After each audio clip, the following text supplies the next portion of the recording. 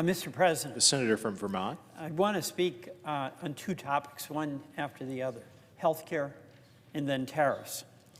Mr. President, open enrollment will begin across the country on Saturday, and many have already received notice of new sky-high premiums, including, by the way, that notices that went out to my fellow Vermonters. And many across the country will log on to the marketplace on Saturday. And this is a scary day for them because they'll be checking to see what it will cost them next year to purchase the same health care that they have this year. 24 million Americans are going to be doing that this Saturday. Folks across the country are going to get some bad news, that without the tax credits that are in place now and are set to expire by the end of the year, their health care premiums are going to double, triple, and in some cases quadruple, and even worse. You know, what Vermonters are finding, our website went up on October 15th, is truly a shocking increase in premiums, and it's not affordable. And by the way, these are folks, some of whom voted for Trump, some of whom didn't, but all of whom deeply care about their families and their small businesses and their farms. I'll give you an example. A family of four making $130,000 a year, a very good income in Vermont, would have paid $1,200 a month in 2025. Next year, they're going to have to pay $3,035. That's a $22,000 increase. A family of four making about $64,000 a year is going to pay 920% more for health care premiums. And obviously, that is going to mean they have to decide whether they're going to go without or somehow, some way, try to find a way to pay that, which they really won't be able to do. You know, let me give some stories, just to make it very concrete about Vermonters. A woman named Sarah, she's going to see her premium go from $217 a month to $1,200 a month. This is a person who's 63, self-employed, and might have to go without health care for the first time in her life. Kara, also self-employed, has had the same income for 20 years, really scraping by. She pays about $100 a month for health care through the marketplace. Her premium goes up to $1,200. Erica, she's paying $1,166 for her family. The deductible for her family of three is $15,000, so this is barely insurance. Erica and her family make this premium work somehow, but I'm sure it's not easy. Without the tax credits, her monthly premium goes to $2,650. Maria and her husband, they run a small food business in Vermont. He spends half the year fishing in Alaska. They pay just under $240 a month, but they're looking at $1,740 per month unless the Senate acts. And that's for a bronze plan, which is, you know, Mr. President, is the lowest level plan. And they will be paying about $21,000 per year with a deductible of $7,700 per person. So the examples I gave of Vermonters are going to be true in Indiana, they're going to be true in Louisiana, they're going to be true all across the country. And we've been having this debate about a shutdown, but what we haven't been having is a negotiation about how to protect families from a rate shock that they can't afford. It means they're really going to lose health care. So, Mr. President, I do urge us, and I urge the President, to act aggressively to resolve this. It will help folks, whether they are in a red state, a blue state, whether they identify as a Republican or Democrat and an independent. It just doesn't matter, but we've got a health care system that is too expensive, beyond reach, and it's crippling to our small businesses, our farmers, and our families. Mr. President, I want to address another topic, and that's the topic of tariffs. They are doing incredible harm to our economy in Vermont. In my view, they're doing long-term damage to our economy here in the United States.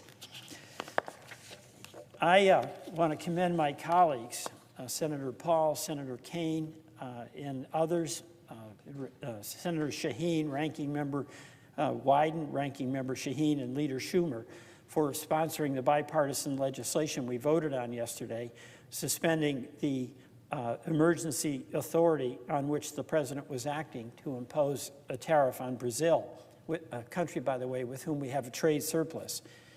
We're 9 months into this trade war with tariffs at the forefront. And it's a war with Canada. It sort of started with them. That's a big deal for Vermont. We're a border state, but it's a big deal for all of our states because Vermont is one of 34 states whose major trading partner is Canada. For Vermont, Canada's been our largest export market and the largest source of imports. Trade with Canada accounted for 35% of our state exports and 67% of Vermont's imports and 56% of its total trade. And we've got small businesses now that are really struggling to keep their lights on, and we've got farmers across the country, but also farmers in Vermont who are incredibly worried about whether they're going to be able to make it into the next harvest. We've had a drought, we had early floods, and now we have these tariffs that are increasing the input cost. And I know, Mr. President, as a senator from Indiana, you're very sensitive to the challenges that our agricultural economy, our farmers face. But as things were bumping along, then President Trump just recently announced an additional 10% tariff on Canada, which already had a 35% effective rate. And we don't even know what that applies to. Is that 10% on top of 35%, or is it on specific products? And of course, all of that was done because the president was irritated about an ad that was run apparently by the province of Ontario that was quoting a speech that President Reagan made some years ago about how destructive tariffs are. So maybe that does irritate the president, but the constant changing of what a tariff is from day to day creates havoc for our businesses that are trying to plan and control their expenses and deal with all the other uncertainties that they face. You know, these tariffs are hurting our farmers. Just think about this. Fertilizers, those costs are up 16%, in some cases 39%. The effective rate on tractors and other farming machinery is 16% and 13%, respectively. We've also had, as a result of the tariffs that are seen by our trading partner in Canada, that was the participant in the U.S.-Mexico-Canadian trade agreement, negotiated, by the way, by President Trump in an agreement that he bragged about as being really effective and the best trade agreement. That's getting ripped up in many ways. And then when you add to it the insults that were hurled at Canada, the 51st state, the governor of Canada, it's had a catastrophic impact on the tourism that Vermont has depended on from our Canadian neighbors, with whom we have enormous respect. That's not just true for Vermont. New Hampshire, Maine, Montana are seeing an incredible drop in tourism that's related to this tariff battle and the rhetoric associated with it. Also, in Vermont, just as in Indiana, our small businesses are really a big deal. And I'm hearing from them. I'm hearing from bed and breakfasts, motels, brewers and distillers, any industry. I'll give a few stories. Pardon me, a few quotes. Simon Perkins at Orvis in Manchester.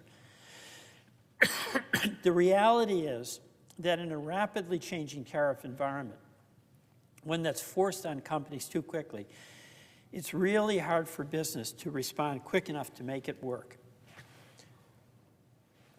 Orvis, which was founded in 1856, pardon me, announced the closure of 31 stores and 5 outlet locations by 2026. And Orvis had to lay off 50 employees, citing tariffs.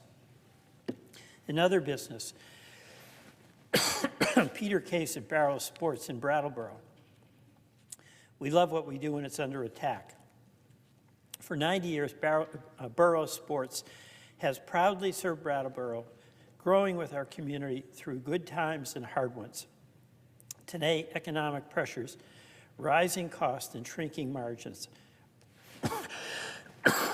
pardon me, are testing small local businesses like never before. Jim Hall, Vermont Country Store. This is the lull before the storm.